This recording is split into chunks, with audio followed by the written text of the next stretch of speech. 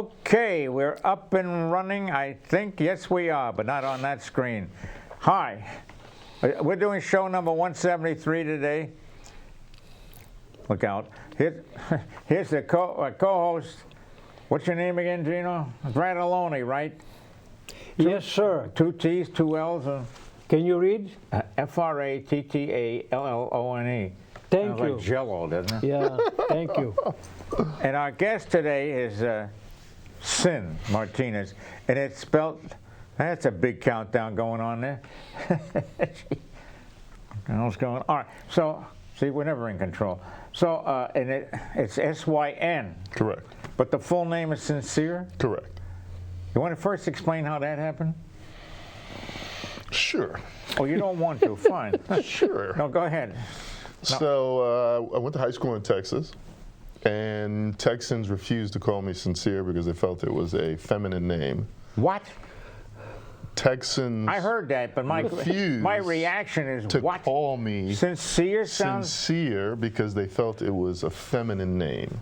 No, Not necessarily. Right, no, sincere is a plural. I thank you for that. You're welcome, sir. So they called me Syn, and it's been like that ever since. How do you like I can that? just see it now. Here he is, our guest, Syn Martinez. He's very sincere. Would have been better, Sincere Martinez. He's a gentleman. Hey, there we All go. right, thank you for explaining that. Of course. You're welcome. Yes, not you. Oh, okay. So, all right. So you have your organization, which you started in Harlem, right? Correct. And for people who don't know where Harlem is, New York City. Correct. Part of the mainland. Manhattan. Sorry, it's not Manhattan. I haven't been there in a while. It's okay. Moved, didn't it? The only one that's part of the mainland is the Bronx, right? Bronx? The Bronx. All right. So this is Upper Manhattan. I went to school there. Okay, nice. I went to Don't hit CC. yourself. Piano, you go slow. I have to tell you everything? Wasting time. You'll hit you. I went to CCNY up there in Harlem, 138th Street and Okay, Convent yeah, Avenue. there we go. Yeah. Nice. They had that Lewiston Stadium. Well, you probably don't. Lewiston Stadium, where they filmed the movie with The Way We Were, I think it was. It was included in it. Ouch. Ouch. I don't know. No, it was, what's the one with the big schnoz? The big schnoz. Barbara Streisand. Barbara yeah. Streisand. There you go, the schnoz. The schnauzer. Schnauzer. Schnauzette. So she was there with Robert Redford, and they did stuff in Lewiston Stadium. It's not there anymore. Thank you for I that. also did gym at 8 o'clock in the morning there. Oh, Beautiful. no, it wasn't. Beautiful. That's when 1965 it was. Wow. All right. Good. So, would you please take it away, the name of your organization, how it got started? Yes. My name and Talk a the little name louder. of my organization. Talk louder and slow. He's got a mic on. What do you? I do have a mic on. Yeah. He's got a go mic on. Yes, sir. Okay, why don't you go on break? The name of the organization is Afro in terms of hairstyle and brutality. So it's AfroBrutality. What's the brutality stand for? It's just workout. So it's health and wellness through working out. Oh, it's a brutal, really strong. Brutal workouts. So I would be gone in the first moment. You probably wouldn't show up. Oh, okay. You probably wouldn't invite me. I would invite you. I'm not responsible for injuries. Just saying, neither am I. There's waivers to be said. Okay. So go ahead, started that way. So, yeah, correct. So I actually grew up in Acton. We got to Boxborough in 1976. I stayed in what they call the Boxborough Regency. We lived in there for about a year. My mother had gotten a job with Digital Equipment Corporation, which was in Maynard at the mill. Yeah. So they relocated us to Boxborough, and then we finally moved to Acton in 1977. And we were there until about 87, and then we moved to Texas. Oh. And then moved back to Sudbury. How long did you stay in Texas? About 7 years. Wow. About 7 years. Slightly different down there. Very much different. Yeah. Very much different. But so it's kind of interesting that it's AfroBrutality, which is AB, and I grew up in Acton, Boxborough. The correlation. Write that down, please. So it's health and wellness, just like anything else. For the most part, I started in the South Bronx. I used to live in the South Bronx, not too far from Yankee Stadium. When did you have time for that? When you were growing up, you lived in, Time for what? when did you live in the South Bronx? I moved to New York City in '96. Oh, you went there after here. Right. Well, we went to Texas and then moved back to Sudbury, then moved back to Acton, And then I went to Colorado to go to Colorado. college. Okay. I went to college in Colorado. Like I told you before, I went to Art Institute. And then my first job was in New York City. I got it. And I was there for 25 years. In that interim, Wow, 25 in years. 2007, I created this movement that's referred to as AfroBrutality. Did you have to get funding for this to do it? I did. I didn't go to banks. I just You did what you could. I did what I could, but for the most part, I would teach fitness in the street or Yeah. handball courts or basketball courts. Yeah, yeah. So how did you get paid then? They would pay me to Oh. train them. And then I created like an apparel line so that I had a bunch of slogans and stuff like that that would talk about the movement itself, and I was able to sell that, and through that was my own funding. That's what I'm saying. You got paid, but then you were funding. Absolutely. You were helping other people. Correct. That's what you were doing. That's correct. Did you get net income out of this? Net income, interesting. Yes, I did well with it. Oh, okay. But You know it what I'm was saying. also- Did you it was net also something? doing. I did net. Good. Well, we haven't netted yet, have we? But he's, We get paid this. if more people will do like he does, even though you have an income, he will, donate it, helping other people. They don't have any income. That's true. Am I correct, sir? That's true. All right. So at the first, I pretty much gave my services away. I chose about 10 people, and I said, I'm going to train you for 8 months, and we're going to create this thing together. And that's what I did. So I was already going to the gym a little bit, so I just kind of recruited people that were in the gym that I went to the gym with, and kind of created like a little group of us, and then I was able to kind of expand from that, and I finally was able to get my inside space in 2011. And that's when, I invited NYPD, FDNY, EMS, you name it. They would come, paramedics would come to my gym because I was local, and I made sure to take care of every faction of the community locally. And that included, youth centers would come to my gym. I had What center? Youth centers. Oh, youth. Youth centers. Youth. Correct. Center. Youth. Yeah, right. And that centers. movie, Youth.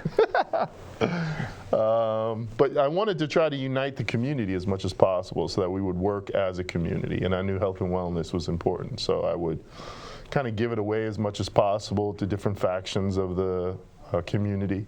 And it brought us all together. All right. Very nice. So we have a video. We have a video. I just said that. Nice. Well, Tell we don't us- horse around here. Tell us a little story about this gentleman. Are they going to see this? Or Oh, yeah, they're going to see it. Are you going to run? Let's run the video now. He just gave me the finger. Okay. Did he really? Oh, the thumb. At the thumb.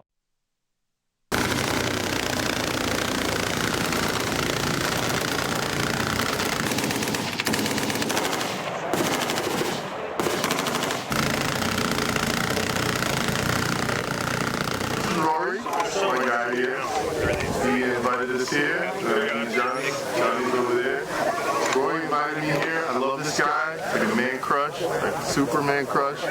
He's a fucking legend. Look at this. He's got the fucking Vans on. I got the fucking Vans on. But what made you decide to follow me or anything like that? Like, how did you even come across me? So I actually I got linked up with you because my buddy Derek Carver he started posting up some of your and I started investigating and reading all your stuff, and it just spoke to me. Like all the stuff that you post is real, it's raw. Yeah, this is who I am. Appreciate it. Really. But it's just funny how we never even met. This is the first time we've actually met. We've talked for years. But I feel like you're my brother, you know what I mean? I don't know how that feels, but when I just put my words out there. I'm not necessarily, I have no idea who's going to read or listen to it. It could be just me. It's beautiful to see us, be able to connect and just now fucking meeting, you know what I mean? And I feel like I've known you forever, man. Well, I mean, we've known each other for years. You just never got a chance to true. That's true, man. But that's it. I ain't got nothing corny else to say. If you got something, you know, you want to say, I'm good. Man, I'm just hop on there. This is not the last time I see you. Cool. Thank you, man. Appreciate you. Wow. Nice. Okay, so you want We go over that? Yes, sir. Okay, so that was Rory Hamill. I got deep into the military, I'd have to say 2011 or 12. Some of the guys that I knew, once I created this fitness movement, they would be overseas. And some got deployed to Afghanistan. So what I did was, as a gift to them, I gifted them shirts and stuff like that to support themselves and the troops. And I've done that for years. I've done podcasts with different military factions. I've done events in military places. We did one at West Point. We did a whole fitness competition at West Point with various teams, and I had my own team there as well. So, how did these people find out about you?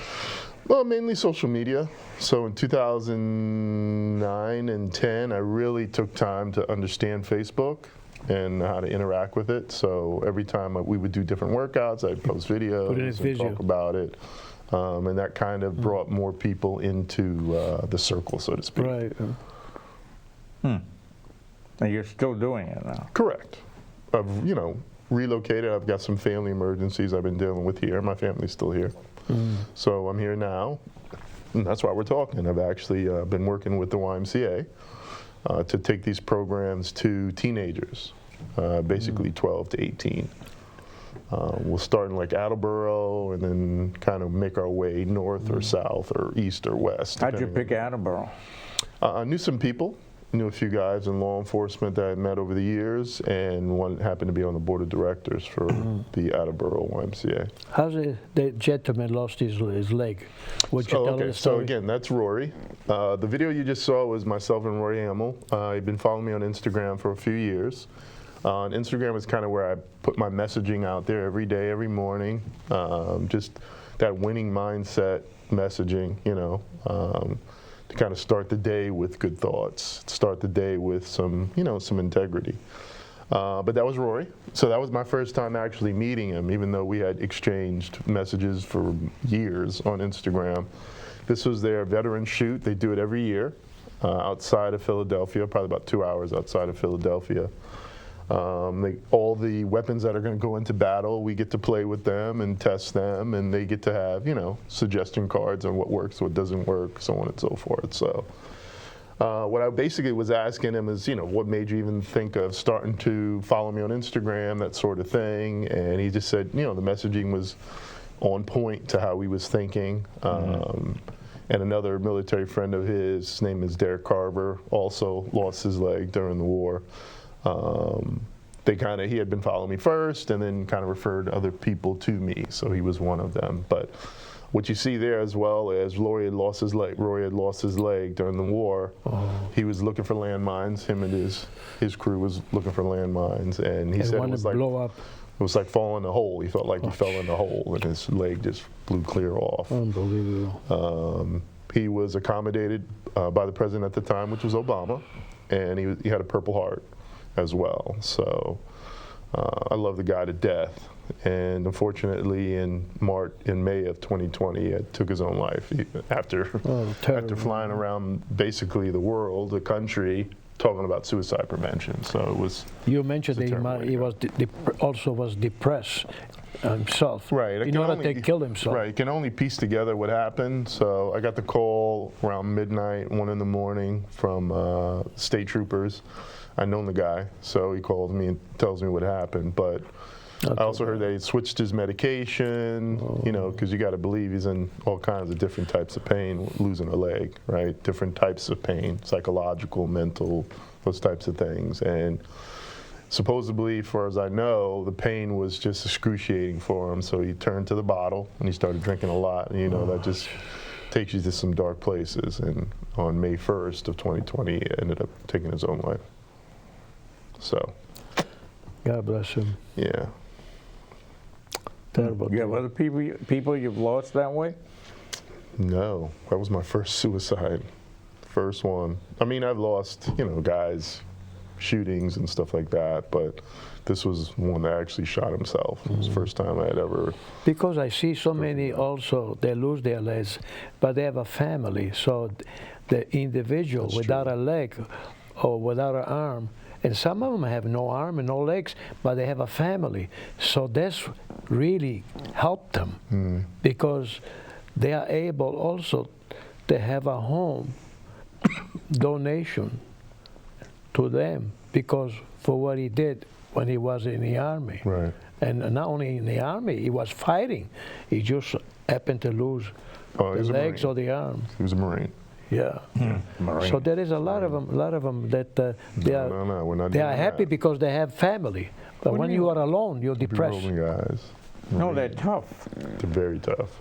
They get all the garbage to do. I know, yeah. I Front feel line. bad. They Front certainly. line.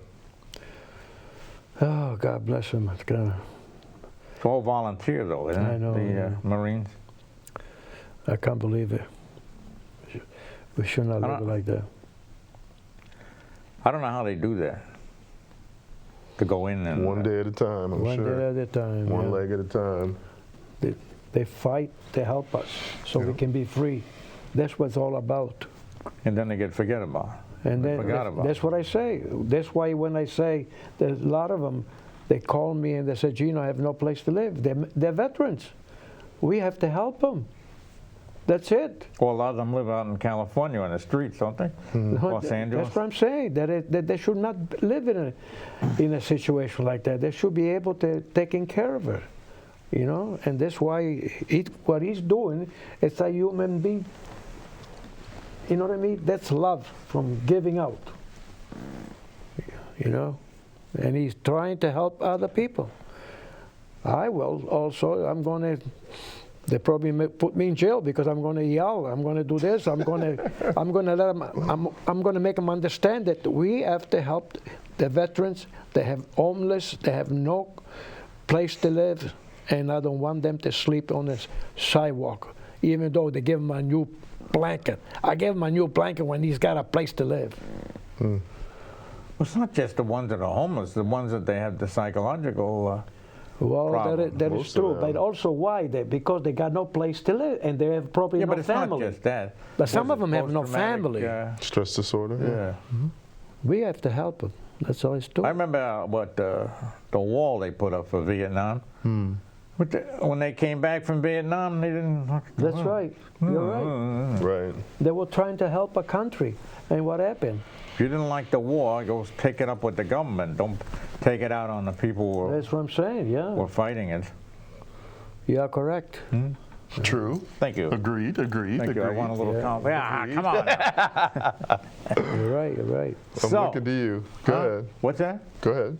No. I'm always looking for instruction from you. so No, you don't need an instruction. I'm just saying. You're a big looking boy for, now, you don't need guidance. an- Guidance. Oh, guidance. No. So, is there anything else you'd like to bring up? First, we'll go to Gino because Gino's been bringing up a lot of stuff. Yeah, I noticed. You noticed that, I yeah. noticed that. Anything else you'd like to bring up, Gino?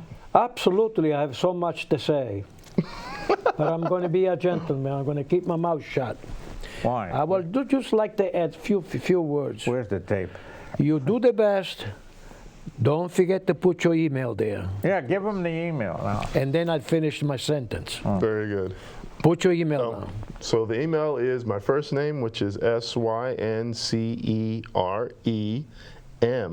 syncerem@gmail.com. So that's syncerem@gmail.com. Yeah, we can get that put up later on the screen, so Well, thank you. make Yeah. it even better. Appreciate it. Am I finishing my sentence? I don't Thank you, think sir. so. I noticed there is a lot of big building, okay, Fort Evans, neglected. And I will insistently, unless they put me in jail, I'm going to make my step, and I'm going to talk to the big shots when the time comes, and I'm going to make them come and see those buildings can be reinstated, fix them up, and put the veterans if they don't have no place to live. That's my system to make them understand those veterans should be taken care of it, very simply. And then I buy them a blanket if I have extra money, because right now I don't even have enough money to buy gas because it costs me too much money a week.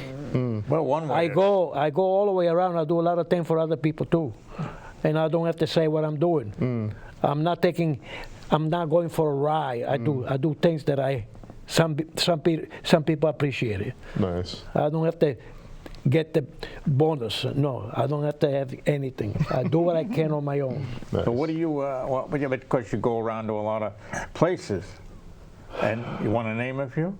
No. But it's Rotary. I do, yes. I am a Rotarian. Okay, I've been there for so many years. Some people says maybe 28, and some people say 29. I don't know. Nevertheless, I go to 5 or 6 meetings a week, and Rotary International, those people really does a lot for other people. And eventually, they put me to a situation when I went to Arizona that I felt so bad. There were people that I was having lunch, and they were drinking coffee, and I told my wife, how come, honey, they can't approach the table and get something to eat? He says, yeah, honey, you don't understand. The meal is only $2 because at the senior center. I says, but I was going to take you to a nice restaurant. I have $50 in my pocket. He said, no, we stay here because some of these people that I know, I want you to meet. I said, but what about those 25 people that having coffee, they have nothing to eat? He says, there's not much I can do. They don't have any money. They don't have $2 because their income is so minimum. I don't know how they do it. So I says, okay, forget about the good restaurant, honey. You eat here for $2, I eat here for $2. I'm going to give the $50 for the lady there. So the lady is going to say, come and get it. And please, young lady, don't mention who gave you the $50. Give them something to eat, all those 25 people. And they did.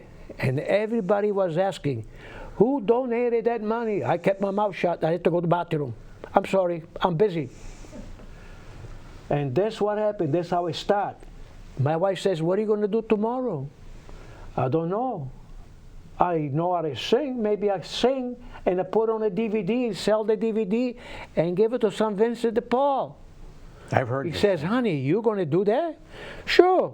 I remember when I was a kid, I was singing on a choir at the church. The church, it wasn't a little church. It was like a cathedral.